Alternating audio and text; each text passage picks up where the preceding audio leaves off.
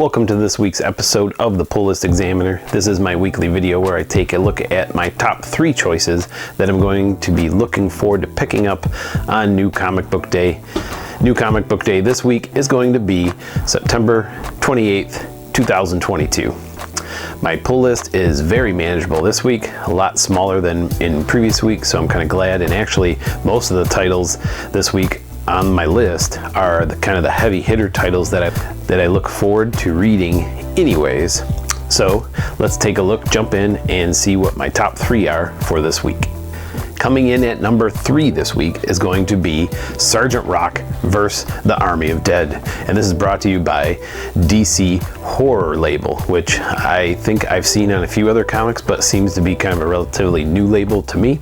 I am not a big fan of the horror genre in general, but what piqued my interest on this title is that Bruce Campbell is involved. Sounds like he has actually been tapped as the writer, and to be quite honest, when Bruce Campbell's involved, I usually will take a look. I'm a big Bruce Campbell fan, Army of Darkness fan, Evil Dead fan, so I'm just kind of interested to see what they're going to come up with. Sergeant Rock is this army character who's been around since the 1950s over at DC Comics, and it says in the description for this title, the series, that we're going to see Sergeant Rock fighting zombie Nazis. So we'll see what they come up with. Halloween's just around the corner, and I'm seeing more and more of these horror genre books kind of popping up on the list every week, but this is one that is on my pull list.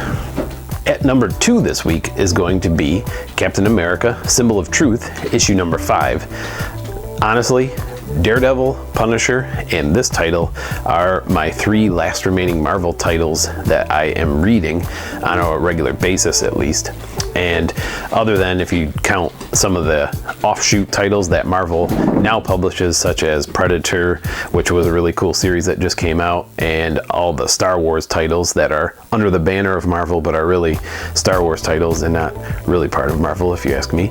But honestly, this Captain America title, which I believe they're considering the main Captain America title because it has the legacy numbering scheme associated with it, has been a comic I've been looking forward to reading each week. So if you haven't checked this out, it's actually been a really good read so far. The issues have been well written, has decent artwork, and I feel like it's a title that's worth adding to your pull list if you are a fan of Captain America. Coming in at number 1 this week is going to be 8 Billion Genies, issue number 5. This is a title that I jumped into late after it was optioned for a TV show. I don't know where, I think maybe Amazon. A lot of people bought up all the copies quickly, a lot of speculation going on, but honestly, it is a really good story, and I really like Charles Soule, who's a Star Wars author in my book, because that's where I know him from.